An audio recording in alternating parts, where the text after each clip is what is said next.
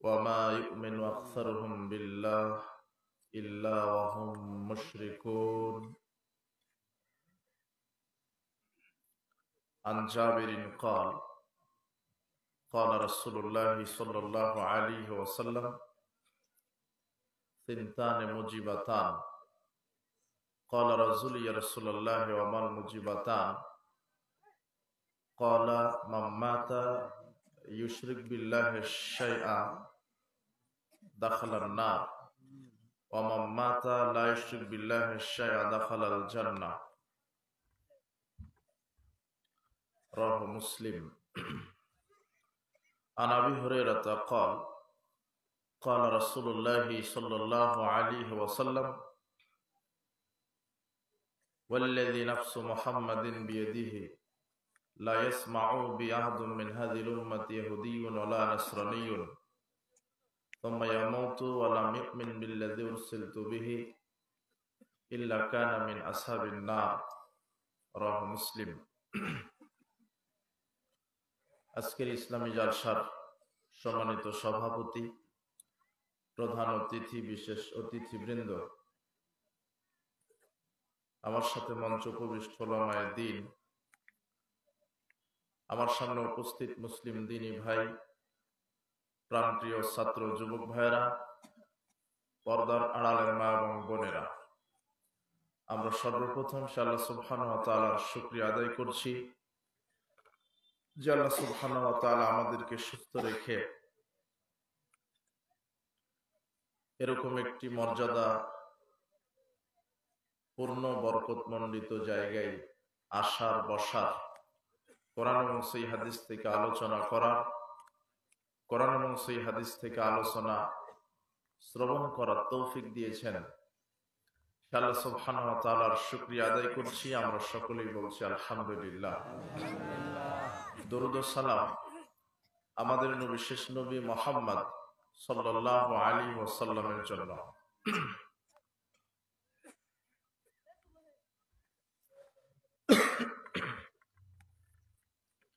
আজকে ইসলামী জালসায়, ইসলামী সম্মেলনে আমরা যে বিষয়টি আলোচনা করব, জি না, এখন আর লাগবে না। আমার বক্তব্যের বিষয় মানহাজ। মানহাজ সম্পর্কে কোরআন এবং সহিহ হাদিস থেকে আমরা আলোচনা করার চেষ্টা করব ইনশাআল্লাহ। আপনার উল্লেখিত বিষয় আলোচনা করার পূর্বেই যারা দাঁড়িয়ে আছেন তাদেরকে বসার জন্য আমরা অনুরোধ করছি। যারা রাস্তাঘাটে চলাচল করছেন, চলাচল বন্ধ করেন। যারা অমনোযোগিতা পরিহার করবেন। যারা কথা বলছেন, যেসব মা বোনেরা গল্প করছেন, গল্প পরিহার করেন। বিষয়টি অতীব জটিল ও কঠিন। বিষয়টি অতীব গুরুত্বপূর্ণ একটি বিষয়। মানহাজ শব্দটা আমাদের অনেকের কাছে নতুন মনে হবে।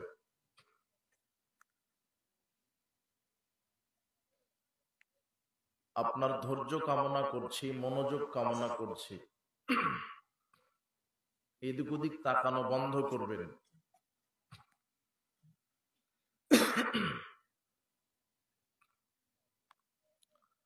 মানহাজ এটা আরবি শব্দ। এর বাংলা হচ্ছে চলার পথ, নীতি, পদ্ধতি, পন্থা, সঠিক পথ, সঠিক বুঝ, এই শব্দগুলি আসে। একজন মানুষের জীবনের সবকিছু যেটা নিয়ন্ত্রণ করে সেটা হলো মানহাজ। সেটার নাম কি? মানহাজ মানে চলার পথ, নীতি, পদ্ধতি। একজন মানুষের জীবনে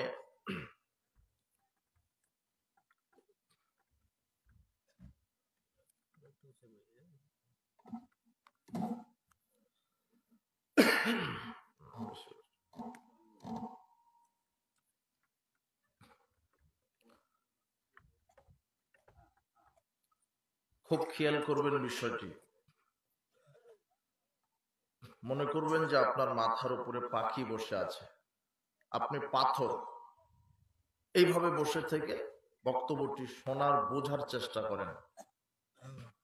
বিচারের মাঠে বহু আমলকারী আমল করেও জাহান্নামে চলে যাবে। যারা আমল করছে না তাদের বিষয়ে বক্তব্য হবে না। আজকে যারা আমল করছে, সালাত, সিয়াম, হজ, যাকাত আদায় করে, এদের ব্যাপারেই বক্তব্য। এবং এই সালাত সিয়াম আদায় করেই বহু মানুষ বিচার মাঠে জাহান্নামে চলে যাবে, এই মানহাজটা ঠিক না হওয়ার কারণে। প্রথমে একটা কথা আপনাকে বুঝাই, কোরআন মাজিদ আল্লাহ সুবহানাহু ওয়া তাআলা দুই জায়গাতে দুই রকম কথা বলেছেন। তার একটা হচ্ছে সূরা মুদ্দাসিরের মধ্যে একটা আয়াত আছে, ইয়াতাসাআলুনা আনিল মুজরিমিন মা সালাকাকুম ফি সাকার। অপরাধী যারা, বিচারের মাঠে যারা অপরাধ, দুনিয়াতে যারা অপরাধ করে মারা যাবে, তাদেরকে জিজ্ঞাসা করা হবে যে কি অপরাধ করে আজকে তোমরা জাহান্নামে আসলে, এই সাকার নামক জাহান্নামে কি অপরাধে আসছো। তখন অপরাধীরা প্রথম যে অপরাধের কথা বললো সেটা হলো লাম নাকু মিনাল মুসাল্লিন, আমরা সালাত আদায় করতাম না, আমরা সালাত আদায় করিনি, সালাত আদায় না করার কারণে আমরা জাহান্নামে এসেছি। তাহলে এই যে জাহান্নামে যারা গেল, এদের অপরাধ কি?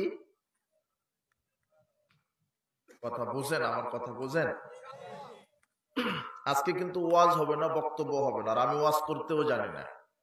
আমি আজকে ক্লাসে বসেছি, আপনারা শুধু আমি বলবো, প্রশ্ন করবো, আপনারা উত্তর দিবেন। আজকে সমাজে যারা সুদ খায়, ঘুষ খায়, দুর্নীতি করে, চুরি করে, ডাকাতি করে, মানুষ বলে এদেরকে অপরাধী মনে করে, কিন্তু বেনামাজি ঘুরছে ওকে অপরাধী মনে করে না, তাই না? কিন্তু পৃথিবীতে যত সুদ, ঘুষ, দুর্নীতি, চুরি, ডাকাতি, জেনা, ব্যভিচার, হত্যা, ধর্ষণ, জুয়া, লটারি, যা কিছু আছে, সবচাইতে বড় অপরাধ হচ্ছে যে 5 ওয়াক্ত সালাত আদায় করে না। এ হলো সবচাইতে বড় অপরাধী। কথা বুঝেছেন? তো কোন অপরাধে জাহান্নামে গেল লোকটা? হ্যাঁ, এটা একটা আয়াত। এটা কি কোরআন মাজিদের আয়াত না? এরপরে আরেকটা আয়াত আছে, দেখেন, ফাওয়াইলুল লিল মুসাল্লিন, মুসল্লিদের জন্য ওয়াইল নামক জাহান্নাম। ওখানে আল্লাহ বললেন যে যারা জাহান্নামে গেছে ওরা সালাত আদায় না করার কারণে। আর এই আয়াতে আবার বলছেন যে 5 ওয়াক্ত সালাত আদায় করার পরেও ওয়াইল নামক জাহান্নাম। এখানে সালাত আদায় করে জাহান্নামে গেল, আর ওখানে কিছু লোক সালাত আদায় না করে। কথা বুঝেছেন? তাহলে সালাত আদায় করার পরেও মানুষ জাহান্নামে যাবে। কোন সালাত? যেই সালাতটা রাসূল সাল্লাল্লাহু আলাইহি ওয়াসাল্লামের তরিকায় হবে না, অথবা সালাত আদায় করবেন কিন্তু আপনার আকীদা, আমল, আপনার আকীদা, মানহাজটা ঠিক নেই। দেখেন, হুযায়ফা রাদিয়াল্লাহু আনহু এক ব্যক্তিকে সালাত আদায় করতে দেখলেন, দেখে বলছেন যে কাম তুসাল্লি হাযিহিস সালাত, আচ্ছা আপনি কতদিন থেকে এইভাবে সালাত আদায় করেন? রাসূল সাল্লাল্লাহু আলাইহি ওয়াসাল্লামের সাহাবী হুযায়ফা রাদিয়াল্লাহু তাআলা আনহু তিনি এক ব্যক্তিকে মসজিদে সালাত আদায় করতে দেখলেন। যখন সালাত শেষ করলেন তখন হুযায়ফা রাদিয়াল্লাহু আনহু জিজ্ঞাসা করলেন, আচ্ছা আপনি এভাবে কতদিন থেকে সালাত আদায় করেন? তখন লোকটা বলছে, মুনযু 40 আমান, 40 বছর ধরে আমি এইভাবে সালাত আদায় করি। তখন হুযায়ফা রাদিয়াল্লাহু আনহু বলছেন, মা সাল্লাইতা মুনযু 40 সানা, না না না, আপনি 40 বছর ধরে সালাত আদায় করেননি। ওয়ালাউ মিত্তা ওয়া আনতা তুসাল্লি হাযিহিস সালাত, আপনি যদি এইভাবে মরা পর্যন্ত সালাত আদায় করেন, লামিত্তালা গায়র ফিতরাতে মুহাম্মদ সাল্লাল্লাহু আলাইহি ওয়াসাল্লাম। তাহলে মুহাম্মদ সাল্লাল্লাহু আলাইহি ওয়াসাল্লাম যেই সালাতের নীতি রেখে গেছেন, যেই সালাতটা, ওই সালাতের বাহিরে আপনি মৃত্যুবরণ করবেন, মরা পর্যন্ত যদি সালাত আদায় করে, তাহলে ওটা কার সালাত হচ্ছে না? রাসূল সাল্লাল্লাহু আলাইহি ওয়াসাল্লামের সালাত হচ্ছে না। এটা সাহাবীদের ঘটনা, সাহাবীদের আমলের ঘটনা। আপনি তো 40 বছর 20 বছর ধরে সালাত আদায় করেন, কোনদিন কি দেখেছেন যে আমার সালাতটা রসুলের মতো হচ্ছে কিনা? রসুল সাল্লাল্লাহু আলাইহি ওয়াসাল্লামের মতো যদি আপনার সালাতটা না হয়, তাহলে আপনি 80 বছর পর্যন্ত সালাত আদায় করলেও ওই সালাতের কোনো দাম আছে না। এটাই আমি আজকে বোঝানোর চেষ্টা করব। যদিও প্রথম অবস্থায় কিছু আপনাকে বোঝালাম যে বহু মানুষ তো জাহান্নামে যাবে, অপরাধ কি সালাত আদায় করবে না তাই, আবার বহু সালাত আদায়কারীও জাহান্নামে যাবে, তার কারণ কি এটাই বুঝতে হবে। মানহাজ, পদ্ধতি, নীতি। আজকে পৃথিবীতে আপনি লক্ষ্য করেন যে মুসলিমদের ভিতরে এত দল, এত ফিরকা, এত মতবাদ, এত ইজাম, এত তরিকা, এত মাযহাব কেন? এর কারণ কি? মুসলিমরা আজকে বিভ্রান্তিকর পরিস্থিতিতে কেন আছে? এর কি কারণ? অথচ কোরআন তো একটাই নাকি? আমাদের নবী মুহাম্মদ সাল্লাল্লাহু আলাইহি ওয়াসাল্লাম, হাদিস হলো একটাই, রাসূল সাল্লাল্লাহু আলাইহি ওয়াসাল্লাম যা বলেছেন তাই। আল্লাহর পক্ষ থেকে নাজিলকৃত কিতাব দুটাই, কোরআন এবং হাদিস, মুহাম্মদ সাল্লাল্লাহু আলাইহি ওয়াসাল্লামের উপরে যেটা দিয়েছেন। আল্লাহ আমাদের এক, নবী আমাদের এক, শরীয়তের যে গ্রন্থ এটাও ঠিক, কিন্তু এরপরও আজকে মুসলিমদের ভিতরে এত মতভেদ, এত ফিরকা, এত তরিকা। এর কারণটা কি? কি কারণ?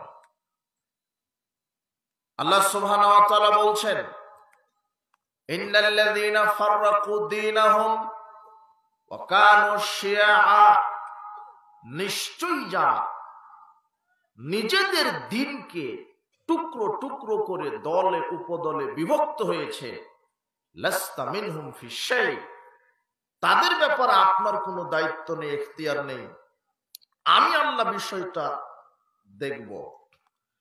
অত্র আয়াত সূরা আনামের 159 নম্বর আয়াত।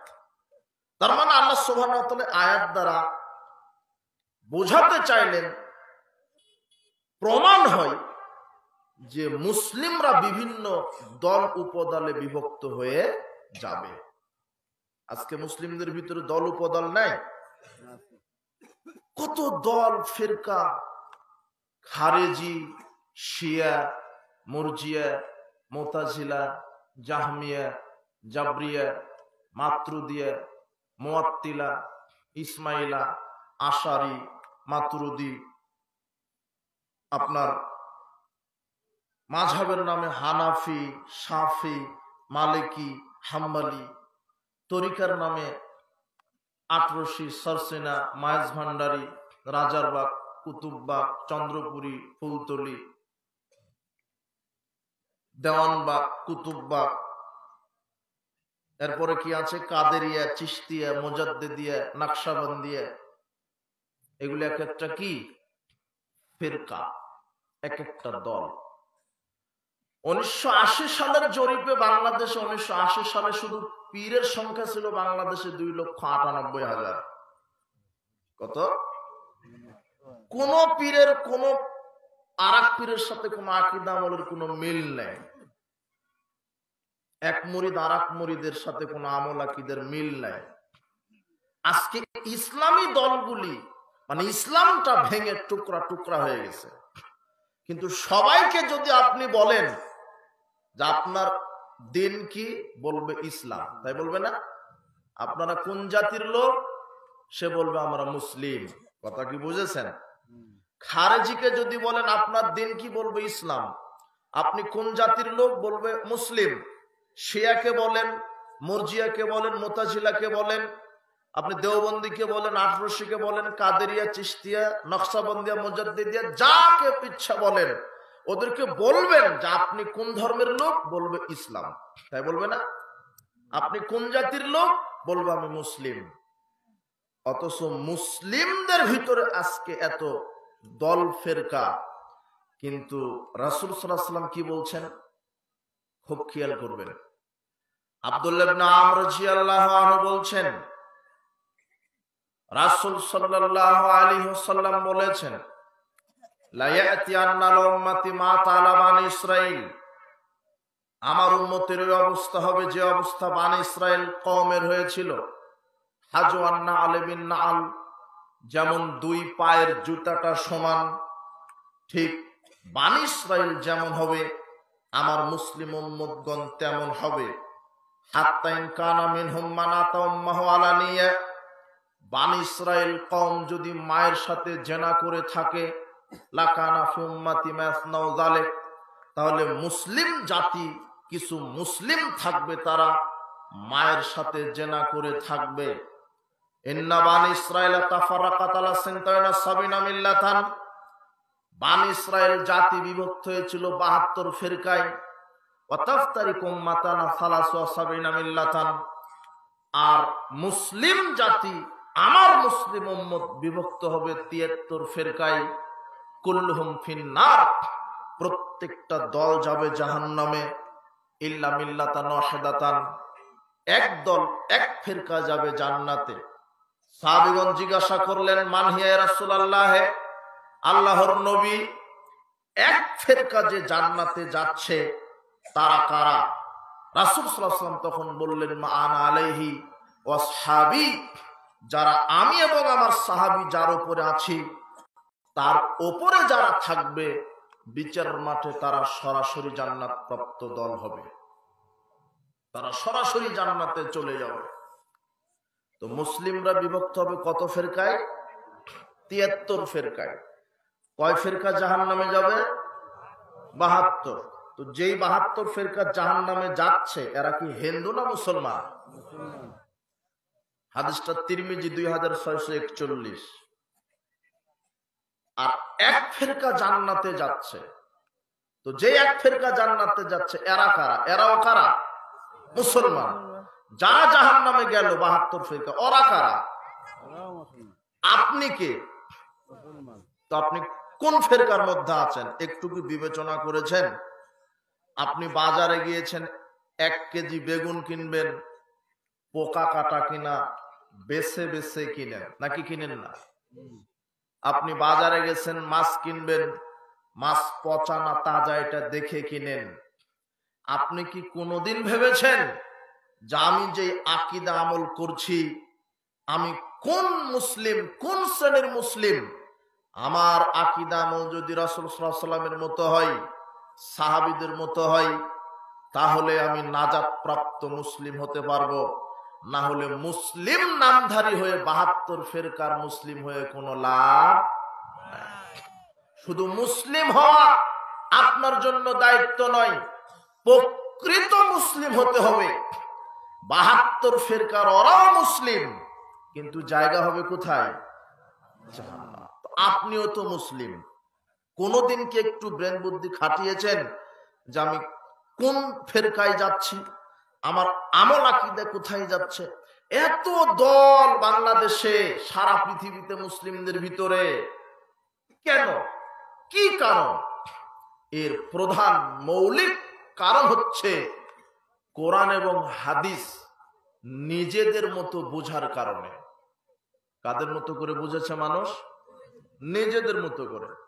বড় হুজুর, বড় মাওলানা, ওলি, গাউস, কুতুব, পীর, মুফতি এরা যেভাবে বুঝেছে বুঝিয়েছে আপনি ওইভাবে বুঝেছেন। অথচ কোরআন হাদিস বুঝতে হবে সাহাবীদের মতো করে। কাদের মতো করে? খুব খেয়াল করবেন, এদিক ওদিক করবেন না। দেখেন বক্তব্য আজকে বুঝে এখান থেকে উঠতে হবে আপনাকে ইনশাআল্লাহ। আল্লাহ আমাকেও বুঝানোর তৌফিক দান করুন, আল্লাহুম্মা আমিন। কোরআন হাদিস বুঝতে হবে সাহাবীদের মতো করে। রাসূল সাল্লাল্লাহু আলাইহি ওয়াসাল্লাম যেভাবে বুঝিয়েছেন, যেইভাবে আমল করে দেখিয়েছেন, আমাকে ওইভাবে আমল করতে হবে। সাহাবীগণ যেভাবে কোরআন হাদিস বুঝেছেন ওইভাবে আমাকে কোরআন হাদিস বুঝতে হবে। নিজের মতো করে যদি আমি কোরআন হাদিস বুঝি তাহলে আমি প্রকৃত মুসলিম হতে পারবো না। কোরআন হাদিস বুঝবেন কার মতো করে? সাহাবীদের মতো। রাসূল সাল্লাল্লাহু আলাইহি ওয়াসাল্লাম সাহাবীদেরকে যেভাবে বুঝিয়েছে সাহাবারা ওইভাবে আমল করেছেন, আমাদেরকেও আমল করতে হবে ওইভাবেই।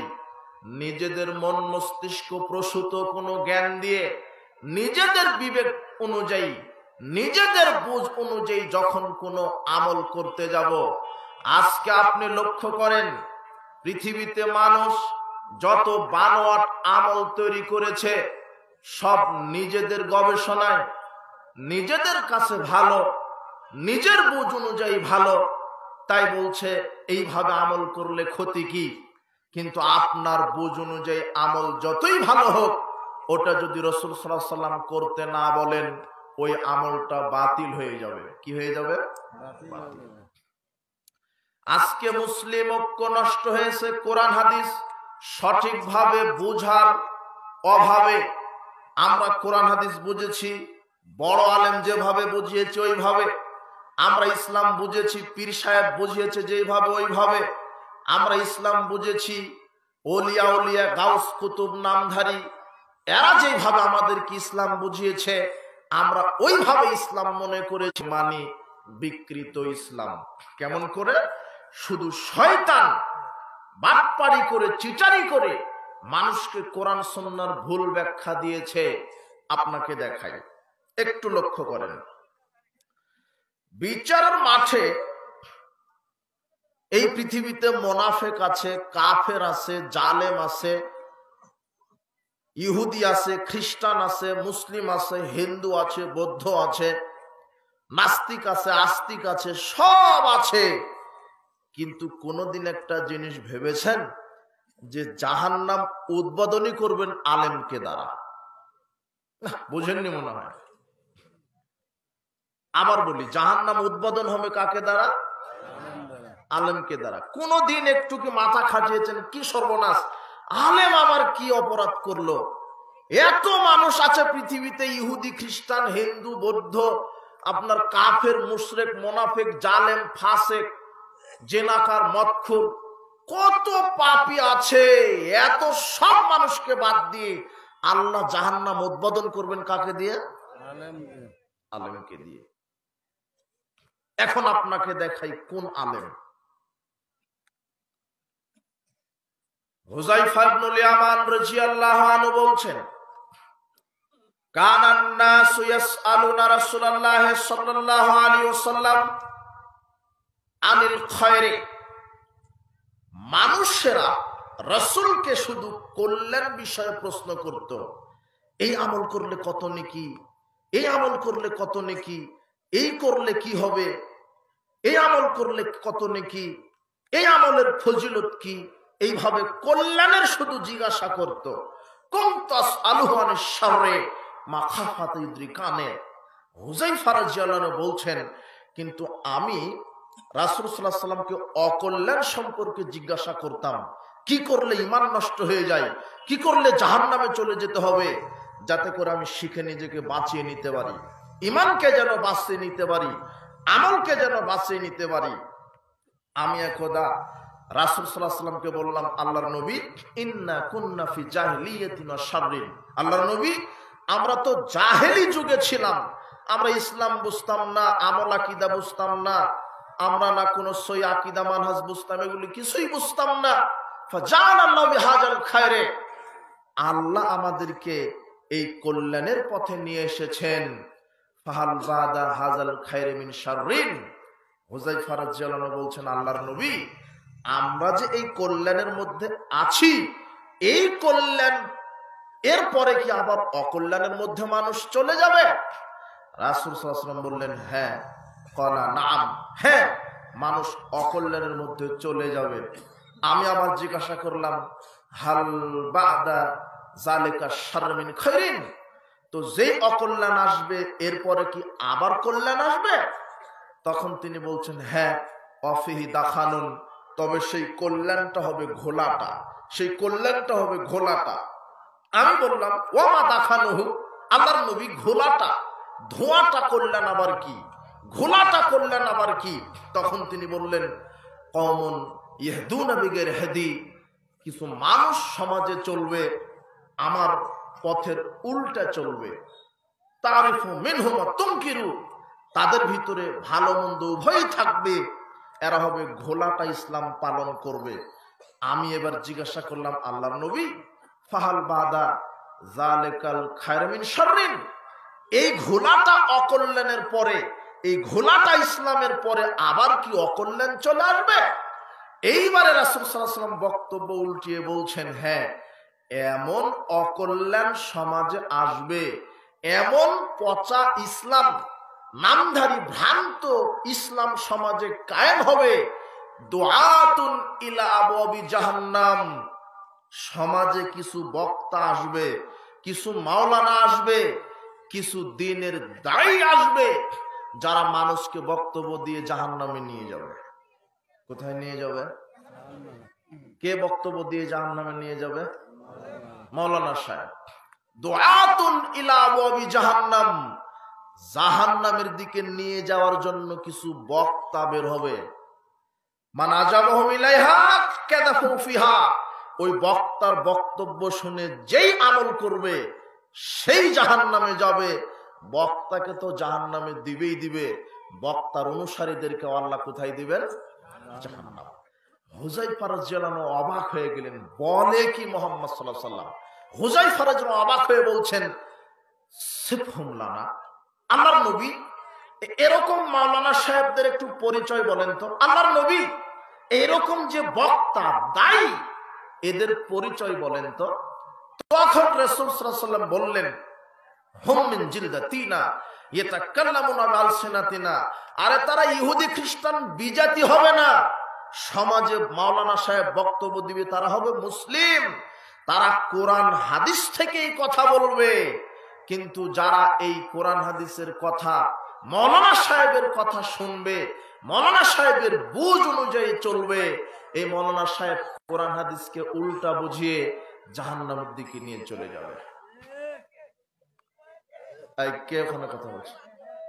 এই বাচ্চারা, আশ্চর্য কথা। যারা স্বেচ্ছাসেবক আছে, যুবক, তোমরা দেখো কোনো বিশৃঙ্খলা যেন না হয়, খুব মনোযোগ দিবেন। এক সেকেন্ড সামনে যাবে আর বক্তব্যটা আরো কঠিন হবে, গাঢ় হবে, গুরুত্বপূর্ণ হবে। আপনাকে আমি জানি আপনার কষ্ট হচ্ছে, আপনি শীতে এই জায়গায় বসে আছেন, কিন্তু সাহাবীরা আপনাদের চাইতে বেশি কষ্ট করেছে। এমন এমন মুহাদ্দিস আছে যারা দিন প্রচার, দিন শিখতে গিয়ে গাছের পাতা খেয়ে জীবন ধারণ করেছে, তাদের মল হয়ে গিয়েছিল ছাগলের মলের মতো।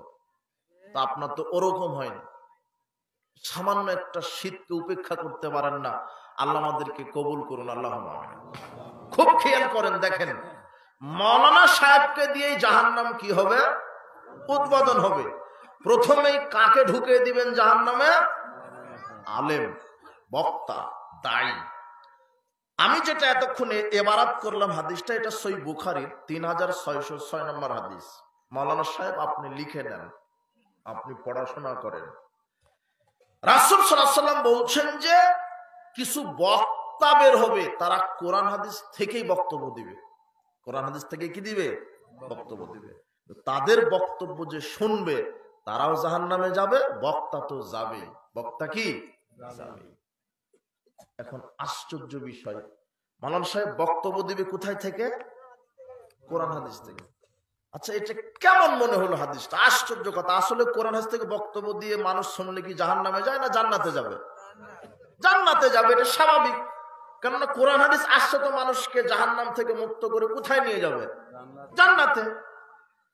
কিন্তু রাসূল সাল্লাল্লাহু আলাইহি ওয়াসাল্লাম বলছেন কোরআন হাদিস থেকেই বক্তা সাহেব বক্তব্য দিবেন, আয়াত পাঠ করবেন, কিন্তু আয়াত হবে কোরআনের, কিন্তু এই আয়াতের বুঝ হবে শয়তানের। কিসের বুঝ? আয়াত থেকে যে ব্যাখ্যাটা, এই ব্যাখ্যাটা কে দিবে? শয়তান। কে দিবে? শয়তান। দেখেন, আমি মৌলানা সাহেব যে ব্যাখ্যাগুলি দিচ্ছে আমি আপনাকে বলে দিব আজকে। আর এই জন্য এত দল, এত ফিরকা। আগে বলে দিই, রাসূল সাল্লাল্লাহু আলাইহি ওয়াসাল্লাম বলছেন, কুলুবুহুম কুলুবুশ শায়তান ফি জুসমানিন সিন, কুলুবুহুম কুলুবুশ শায়াতিন ফি জুসমানিন সিন। সহিহ মুসলিমের 1848 নম্বর হাদিস।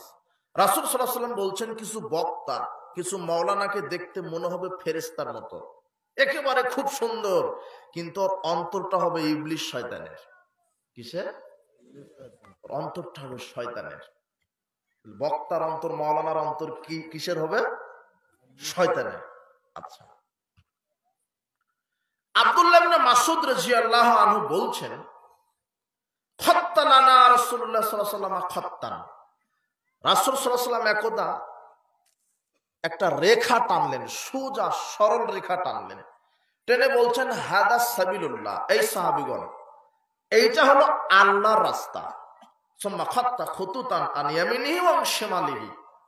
এরপরে রাসূল সাল্লাল্লাহু আলাইহি ওয়াসাল্লাম ডানে বামে আরো অনেক আঁকা বাঁকা রেখা টানলেন, টেনে বলছেন, হাজি সুবুলুন আলা কুল্লি সাবিলিন মিনাশ শাইতান। এই যে আঁকা বাঁকা রাস্তা দেখছো, এগুলিও পথ, এগুলিও রাস্তা, কিন্তু এক একটা রাস্তায় বসে আছে শয়তান, আলেম রূপী শয়তান। কি রূপী? শয়তান। রূপ কি দিয়ে? কি কিসের রূপে? আলেম, বক্তা, আলখাল্লা পড়া, পাগড়িওয়ালা, টুপিওয়ালা হুজুর, এই আঁকা বাঁকা রাস্তায় বসে আছে, এরা হলো শয়তান। ইয়াদু ইলাইহি, শয়তানেরা শয়তানের রাস্তায় ডাকে। এরপরে আল্লাহ সুবহানাহু ওয়া তাআলা রাসূল সাল্লাল্লাহু আলাইহি ওয়াসাল্লাম এই আয়াতটা তেলাওয়াত করলেন, সূরা আনআমের 153 আয়াত, ওয়া আন্না হাযা সিরাতি মুস্তাকিমান। সরল রেখার উপরে রাসূল সাল্লাল্লাহু আলাইহি ওয়াসাল্লাম আঙুলটা রেখে বলছেন, শোনো, এটাই হলো আল্লাহর পথ, এটাই হলো সোজা পথ, এটাই হলো সঠিক পথ। তোমরা এই পথ বাদ দিয়ে অন্য কোনো পথের অনুসরণ করো না। সহজ সরল সোজা রাস্তা কয়টা? একটা। আর আঁকা বাঁকা বহু পথ, প্রত্যেকটা পথে বসে আছে কারা? আলেম রূপী শয়তান। কি রূপী শয়তান? আলেম রূপী। এদেশের মাটিতে পাগড়িওয়ালা, টুপিওয়ালা হুজুর আছে, খানকায়, মাজারে, দরগায়, ওরসে। এদেশের মাটিতে বেদাতি আলেম ওলামা আছে, যারা বেদাতকে জীবিত রাখার জন্য রসুলের সুন্নাহকে কবর দিয়েছে, যারা শিরক বেদাতকে উজ্জীবিত করার জন্য তাওহীদ সুন্নাহকে কবর দিয়েছে, কোরআন এবং হাদিসের অপব্যাখ্যা করে এক শ্রেণীর আলেম রূপী শয়তান মানুষকে পথভ্রষ্ট করছে। এখন আপনাকে দেখাই, রাসূল সাল্লাল্লাহু আলাইহি ওয়াসাল্লাম বললেন যে প্রত্যেক বাঁকা রাস্তায় শয়তান বসে থাকবে, মানে এক একটা আলেম রূপী শয়তান। এখন আপনাকে দেখাই, রাসূল সাল্লাল্লাহু আলাইহি ওয়াসাল্লাম বললেন যে মাওলানা সাহেব ইউদিল্লু বিহি কাসীরা ওয়া ইয়াহদি বিহি কাসীরা। এই আয়াতটা আপনি পাবেন, আপনি লিখে রাখেন। আল্লাহ বলছেন যে এই কোরআন পড়েই কেউ হেদায়েত পেয়ে যাবে, আবার এই কোরআন পাঠ করেই কেউ পথভ্রষ্ট হয়ে যাবে। অবাক একটা কথা, আশ্চর্য কথা। অথচ হুদাল লিন্নাস, মানুষের হেদায়েতের কিতাবই কোনটা? কোরআন। খুব ভালো করে বুঝেন মাওলানা সাহেবগণ। আল্লাহ বলছেন যে এই কোরআন পাঠ করেই মানুষ পথভ্রষ্ট হয়ে যাবে, আবার বলছেন যে কোরআন পড়েই হেদায়েত পাবে। অথচ কোরআন তো একটাই, নাকি দুটা? কোরআন একটাই। আয়াত তো ঠিক আছে, নাকি চেঞ্জ হয়েছে? নাকি এ পর্যন্ত চেঞ্জ হয় না। আল্লাহ বলছেন এই কোরআন পড়ে মানুষ হেদায়েত পাবে, আবার এই কোরআন থেকে মানুষ পথভ্রষ্ট হয়ে যাবে। ঘটনা কি? আবার মাওলানা সাহেব বক্তব্য দিবে কোথায় থেকে? কোরআন থেকে। ওই বক্তব্য শুনে যারা আমল করবে তারা কোথায় চলে যাবে? জাহান্নামে। অবাক কথা। রাসূল সাল্লাল্লাহু আলাইহি ওয়াসাল্লাম কি বলছেন? সহিহ বুখারীর 3606 নম্বর হাদিস। আবার বলছি, স্মরণে রাখেন, মাওলানা সাহেব বক্তব্য দিবে কোরআন থেকে। দেখেন, আয়াতটা মাওলানা সাহেব তেলাওয়াত করবে সুন্দর করে, কিন্তু ব্যাখ্যাটা দিবে শয়তানের ব্যাখ্যা। কিসের ব্যাখ্যা? শয়তানের। কেমন ব্যাখ্যা দেখেন। আমাদের দেশে আছে মানুষ বলে পীর ধরা ফরজ, আছে না? বলে কিনা? পীর ধরা ফরজ না? বলে। এর দলিল কোরআনে আছে, পীর ধরতে হবে। আর দলিল কোথায় আছে? কোরআনে। এখন মৌলানা সাহেব কোরআন থেকে বক্তব্য দিচ্ছে, দেখেন সূরা কাহাফ 18 নম্বর সূরা 17 নম্বর আয়াত।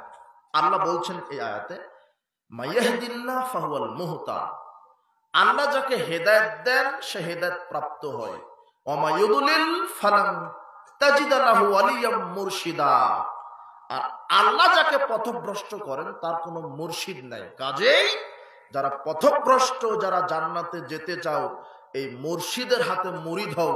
মুর্শিদ মানে পীর। মুর্শিদ মানে কি? এই ব্যাখ্যাটা কে দিল?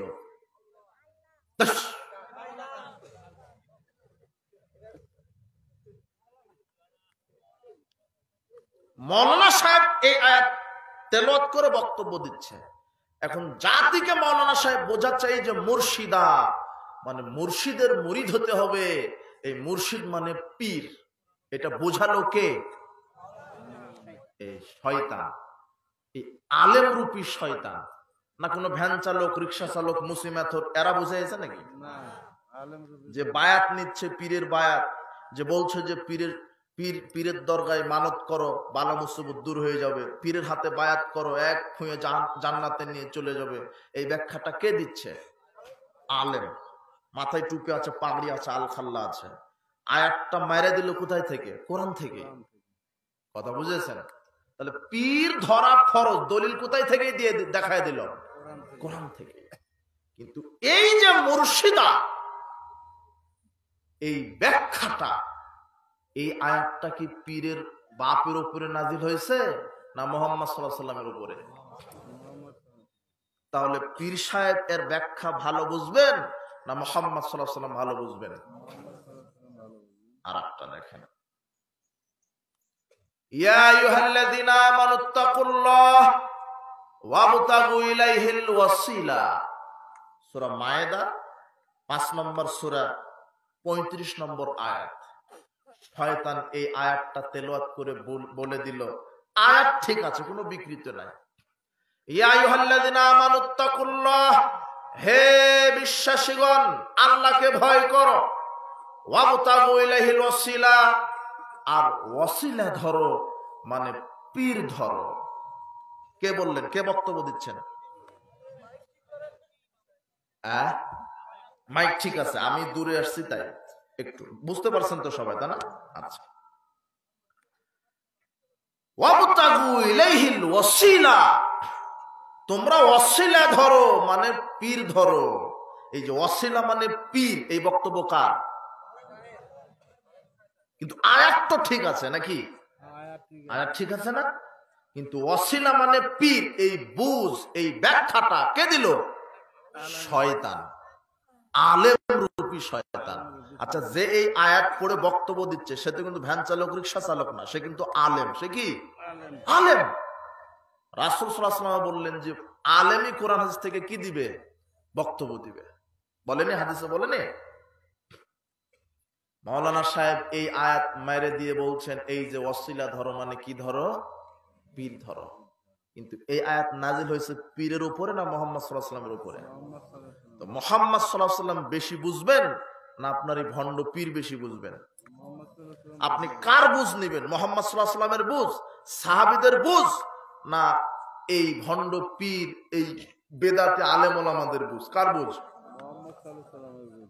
এটা হচ্ছে মানহাজ। বুঝ নিতে হবে মুহাম্মদ সাল্লাল্লাহু আলাইহি ওয়াসাল্লামের, সাহাবীদের। এই ওয়াসিলা মানে কি? ওয়াসিলা মানে কি? আল্লাহ বলছেন তোমরা ওয়াসিলা তালাশ করো, ওয়াবতাগু ইলাইহিল ওয়াসিলা। সাহাবীদের বুঝ, রাসূল সাল্লাল্লাহু আলাইহি ওয়াসাল্লামের বুঝ, ওয়াসিলা হচ্ছে সৎ আমল, যেই আমলের বিনিময়ে আল্লাহর নৈকট্য অর্জন করা যায়। কার নৈকট্য? এখানে সৎ আমল। আর শরীয়তে 3টা ওয়াসিলা বৈধ। কয়টা? এক, আল্লাহর সুন্দর সুন্দর নাম, নামের উসিলাই আল্লাহ বলছেন ওয়ালিল্লাহিল আসমাউল হুসনা ফাদউহু বিহা, আল্লাহর সুন্দর সুন্দর নাম রয়েছে, সেই নামের মাধ্যমে ডাকো। ইয়া রহমান, ইয়া রহিম, ইয়া গাফফার, ইয়া আজিজ, ইয়া রাজ্জাক, এগুলি কার নাম? আল্লাহ। ইয়া রাজ্জাক, হে রিজিক দাতা, আমাকে রিজিক দাও। ইয়া গাফফার, ইয়া রহিম, হে পরম দয়ালু, আমার উপরে রহম করো। এই উসিলাই, নামের উসিলাই ডাকতে হবে। এটা হচ্ছে ওসিলা, 1 নম্বর ওসিলা। কিসের উসিলা আল্লাহকে ডাকতে হয়? নাকি পীরের উসিলায়? কিন্তু শয়তান তো বোঝায় দিয়েছে যে পীর ধরা লাগবে। ওসিলা মানে কি ধরা লাগবে? কিন্তু সাহাবীদের বুঝ, ওসিলা মানে আল্লাহর নামের উসিলায় কি চাইবেন? আপনি ক্ষমা চাইবেন, নামের উসিলায় সুপারিশ চাইবেন, নামের উসিলায় রিজিক চাইবেন। কথা বুঝেননি? আপনি মাজারে কবরে গেছেন, কবরে দান করলে, মাজারে দান করলে, ওরসে দান করলে সংসারে বরকত হয়, রুজি বৃদ্ধি পায়। মৃত পীরের নামে কিছু মানত করলে পেটে বাচ্চা চলে আসে, সন্তান দিতে পারে কে? কিন্তু আপনার আকীদা যে পীরের উসিলাই বাচ্চা পেটে চলে আসবে, সর্বনাশ। শয়তান তো বলেই দিল এটা যে ওসিলা ধরো মানে পীর ধরো। আর সাধারণ জনগণ তো অজ্ঞ, জাহেল। আর মুরিদ মানেই বলদ। মুরিদ মানে কি? বলদ। ও তো কিছু জানে না, ওকে যা বুঝায় ও সেটাই বুঝে। কথা বুঝেননি? 3টা ওসিলা শরীয়তে বৈধ। 1, আল্লাহর সুন্দরতম নাম, নামের উসিলা আল্লাহকে ডাকতে হবে, নামের উসিলা আল্লাহর কাছে সাহায্য চাইতে হবে। 2 নম্বর ওসিলা ঈমান এবং আমল। ঈমান এবং আমলের উসিলায় আল্লাহর কাছে সাহায্য চাইতে হয়। কোন বাবা, খানকা, মাজার, দরগা, ওলি, আউলিয়া, গাউস, কুতুব, এদের উসিলায় আল্লাহর কাছে সাহায্য চাইতে হবে না। ঈমান এবং আমলের উসিলায় আল্লাহর কাছে সাহায্য চাইবেন। কিসের উসিলায়? এবার আমল। রাসূল সাল্লাল্লাহু আলাইহি ওয়াসাল্লামের বুঝ, সাহাবীদের বুঝ। এটা দলিল কি? ওই যে আপনারা সবাই হাদিসটা জানেন, 3 জন লোক রাস্তা দিয়ে যাওয়ার সময় বৃষ্টির কবলে পড়লো। কোথায় আশ্রয় নিয়েছিল? গর্তে। তাদের একজন আর একজনকে বলছেন, এই উনজুর আমালান আমিল তুমুহা লিল্লাহি সলিহাতান ফাদুল্লাহ বিহা লাল্লাহু ফারজুহা। শোনো, আমরা 3 জনেই আমাদের জীবনের সৎ আমলগুলির মাধ্যমে আল্লাহর কাছে সাহায্য চাই। কিসের মাধ্যমে? না, ওরা কোনো পীরের মাধ্যমে সাহায্য চাইছিল। কার মাধ্যমে?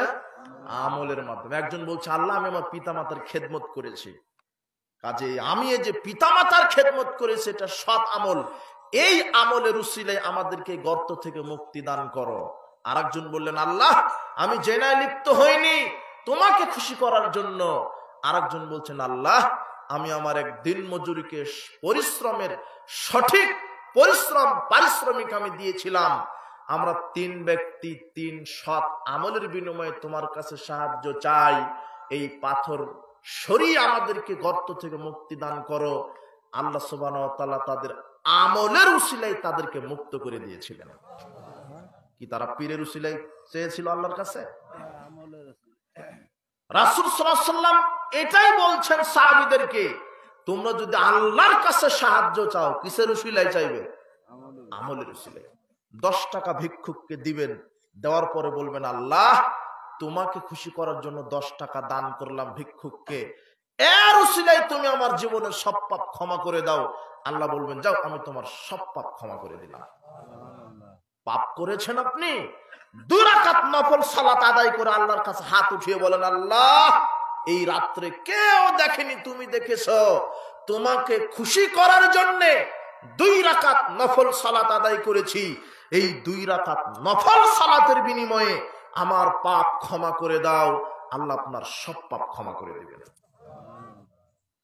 মানুষের পাপ কেবল ক্ষমা করতে পারেন আল্লাহ, মানুষকে জান্নাত দিতে পারেন আল্লাহ, জাহান্নাম দাতা আল্লাহ, মানুষকে সন্তান দিতে পারেন আল্লাহ, কল্যাণ অকল্যাণের মালিক আল্লাহ। আমি যাবতীয় সাহায্য চাইবো কার কাছে? আল্লাহর কাছে। ওসিলা, ঈমানের ওসিলা। এবার আমলের ওসিলাই তো চাইলেন, ঈমানের ওসিলা। সব এই হাদিসগুলি সাহাবীদেরকে কে শিক্ষা দিচ্ছেন? মুহাম্মদ সাল্লাল্লাহু আলাইহি ওয়াসাল্লাম, না কোনো পীর। রাসূল সাল্লাল্লাহু আলাইহি ওয়াসাল্লাম বললেন, শোনো, তিনজন লোক বিপদে পড়েছিল, তারা কিসের উসিলায় সাহায্য চেয়েছিল? আমলের উসিলায়। তার মানে রাসূল সাল্লাল্লাহু আলাইহি ওয়াসাল্লাম বলছেন, তোমরাও আল্লাহর কাছে কিসের উসিলায় সাহায্য চাও? নাকি পীরের উসিলায়, না কোনো দরগার, না কোনো খানকার, না কোনো মাজারে, না, কিসের? আমল, সৎ আমল। এরপরে ঈমানের উসিলায় চাইবেন, আল্লাহ আমি ঈমান এনেছি তোমার উপরে, তোমার নবীর উপরে, পরকালের উপরে, জান্নাতের উপরে, জাহান্নামের উপরে আমি ঈমান এনেছি। দেখবেন ওই যে সারা আলাইহিস সালাম স্বৈরাচারী বাদশার কবলে পড়েছিল, ঘটনা মনে নাই? ইব্রাহিম আলাইহিস সালাম যখন মিশরে যাচ্ছেন, কেনানে দুর্ভিক্ষ, তখন মিশরে চলে গেলেন। মিশরের বাদশা সারা সুন্দরী মহিলা, তাকে দেখেই তার শরীরে হাত দেওয়ার চেষ্টা করলেন। তখন সারা বলছেন, একটু থামেন, আমাকে অজু করার সুযোগ দেন, সালাত আদায় করার সুযোগ দেন। অজু করলেন, 2 রাকাত সালাত আদায় করলেন, করে এইবারে সারা বলছেন, আল্লাহুম্মা ইন কুনতু আমানতু বিকা ওয়া বিরাসূলিকা ওয়া হাসানতু ফারদি ইল্লা লাযাউজি ফালা তুসাল্লাত আলাইয়াল কাফির। হে আল্লাহ, আমি যদি তোমার উপরে ঈমান এনে থাকি, তোমার রাসূলের উপরে যদি ঈমান এনে থাকি, আর আমার লজ্জাস্থানকে সারা পৃথিবীর সব মানুষের নিকট থেকে যদি হেফাজত করি আমার স্বামী ব্যতীত, এই কথাগুলি যদি ঠিক হয়ে যায়, তাহলে কাফেরের উপরে তুমি আমাকে বিজয় দান করো। আল্লাহ সুবহানাহু ওয়া তাআলা সঙ্গে সঙ্গে কাফেরকে মাটিতে বেহুশ করে ফেলে দিলেন। সারা আলাইহিস সালাম কিসের উসিলায় সাহায্য চাইলেন? ঈমান এবং আমলের উসিলায়, ঈমানের উসিলায়, যে আমি রাসূল তোমার উপর ঈমান এনেছি। না কোনো পীরকে ডেকেছিলেন ওই সময়, কোনো গাউস কুতুব। এদেশের পাগড়িওয়ালা, খানকাওয়ালা, এই হুজুরেরা, টুপিওয়ালা হুজুরেরা, মাজার খানকার দাড়িওয়ালা হুজুরেরা, এই আলেম রূপী শয়তান মানুষকে ভুল বুঝিয়ে কোরআন হাদিসের অপব্যাখ্যা করে মাজার খানকা নামক শিরকের ফ্যাক্টরি তৈরি করে এরা বাংলাদেশের কোটি কোটি মানুষের ঈমানকে এরা চুরি করে ফেলছে এই ভুল ব্যাখ্যা দিয়ে। অথচ ওয়াসিলা মানে আল্লাহর সুন্দর নাম, ওয়াসিলা মানে ঈমান এবং আমল, ওয়াসিলা মানে সৎ ব্যক্তির, 3 নম্বর সৎ ব্যক্তির দোয়ার ওসিলা। কোন মরা পীর, কোন জিন্দা পীর মানুষের 1 সেকেন্ডের জন্য কল্যাণ অকল্যাণের ক্ষমতা রাখে না। কল্যাণ অকল্যাণের মালিক কে? সন্তান দাতা, রিজিক দাতা, পাপ ক্ষমাকারী কে? আল্লাহ। কিন্তু এই যে ওয়াসিলা মানে পীর ধরা লাগবে, এই দলিল এই আলেম রূপী শয়তান কোথায় থেকেই দিল? কথা কি বুঝলেন? আয়াত ঠিক আছে কিন্তু ব্যাখ্যাটা ঠিক না। এই আয়াতের বুঝ শয়তান থেকে নিলে হবে না। কাদের থেকে নিবেন? সাহাবীদের থেকে। এটাই হচ্ছে মানহাজ, এটাই হচ্ছে কি মানহাজ। এটা গেল। এরপরে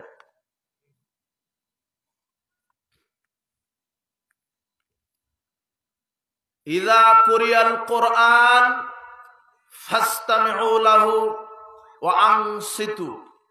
আল্লাহ বলছেন, যখন কোরআন তেলাওয়াত করা হয় চুপ থাকো, মনোযোগ দিয়ে শ্রবণ করো। এটা কে বলছেন? আল্লাহ। আয়াতটা ঠিক আছে। এই আয়াতটা পেশ করে এখন বেদাতি হুজুর বলছে যে ইমামের পিছনে সূরা ফাতিহা পাঠ করতে হবে না। দলিল কি? এই যে আল্লাহ বলছেন কোরআন যখন তেলাওয়াত করা হবে তখন তোমরা কি থাকো? চুপ থাকো। কাজেই সূরা ফাতিহা ইমাম শুধু পড়বে, কি মুক্তাদির পড়া লাগবে না। এই আয়াতের ব্যাখ্যা কে দিয়ে মারে দিল? হুজুর। হুজুর মেরে দিল এই আয়াতের ব্যাখ্যা। এই আয়াতটা নাজিল হয়েছে হুজুরের বাপের উপরে, তাই না? 2020 সালে বা 24 সালে আপনার এই বেদাতি হুজুরের উপরে আয়াতটা নাজিল হয়েছে, তাই না? কার উপরে? মুহাম্মদ সাল্লাল্লাহু আলাইহি ওয়াসাল্লামের উপরে। তো এই আয়াত বুঝবেন কে, হুজুর না মুহাম্মদ সাল্লাল্লাহু আলাইহি ওয়াসাল্লাম? আপনার হুজুর কেন ফতোয়া মেরে দিল? যে ইমামের সূরা ফাতিহা পড়লে হবে, কি মুক্তাদির লাগবে না। দলিল দিল কোথায় থেকে? কোরআন থেকেই মেরে দিছে হুজুর। দলিল কি দিল? যে কোরআন তেলাওয়াত করলে চুপ থাকো, তার মানে সূরা ফাতিহা পাঠ করতে হবে না। অথচ আয়াতটা নাজিল হয়েছে কার উপরে? ওই মুহাম্মদ সাল্লাল্লাহু আলাইহি ওয়াসাল্লাম, উনি আবার বলছেন লা সালাতা লিমান লাম ইয়াকরা বিফাতিহাতিল কিতাব। ওই ব্যক্তির সালাত হয় না যে ব্যক্তি সালাতে সূরা ফাতিহা পাঠ করে না। ইমাম হোক, মুয়াজ্জিন হোক, মুক্তাদি হোক, ফরজ হোক, নফল হোক, সুন্নাত হোক, তারাবি হোক, তাহাজ্জুদ হোক, নফল হোক, ইদায়ন হোক, জানাজা হোক, যার নাম সালাত, আপনি একাকী পড়েন আর জামাতের সাথে পড়েন, প্রত্যেকের সূরা ফাতিহা পাঠ করা ফরজ, বাধ্যতামূলক। যদি সূরা ফাতিহা কেউ পাঠ না করে তার সালাত হবে না। আবু হুরায়রা রাদিয়াল্লাহু আনহু বলছেন, হাদিসটি সহিহ মুসলিমের 395 নম্বর হাদিস। রাসূল সাল্লাল্লাহু আলাইহি ওয়াসাল্লাম বলেছেন, মান সাল্লা সালাতান লাম ইয়াকরা ফিহা বিউম্মিল কোরআন ফায়াকিদাদ। যে ব্যক্তি সূরা ফাতিহা পাঠ করলো, যে ব্যক্তি সালাত আদায় করলো অথচ সেই সালাতে সূরা ফাতিহা পাঠ করলো না, তার সালাত বিকলাঙ্গ, তার সালাত হয়নি। সাহাবীগণ আবু হুরায়রাকে জিজ্ঞাসা করছেন, আবু হুরায়রা, ইন্নানা কুন ওয়ারাল ইমাম, আমরা যখন ইমামের পিছনে থাকব তখন কিভাবে সূরা ফাতিহা পাঠ করব? তখন আবু হুরায়রা রাদিয়াল্লাহু আনহু বলছেন, ইকরা বিহা ফি নাফসিক, তুমি চুপে চুপে সূরা ফাতিহা পাঠ করো। ফা ইন্নী সামি'তু রাসূলুল্লাহ সাল্লাল্লাহু আলাইহি ওয়াসাল্লাম, কারণ আমি রাসূল সাল্লাল্লাহু আলাইহি ওয়াসাল্লামকে বলতে শুনেছি, ক্বাল আল্লাহু তাআলা, আল্লাহ সুবহানাহু ওয়া তাআলা বলেছেন, কসামতুস সালাত বাইনা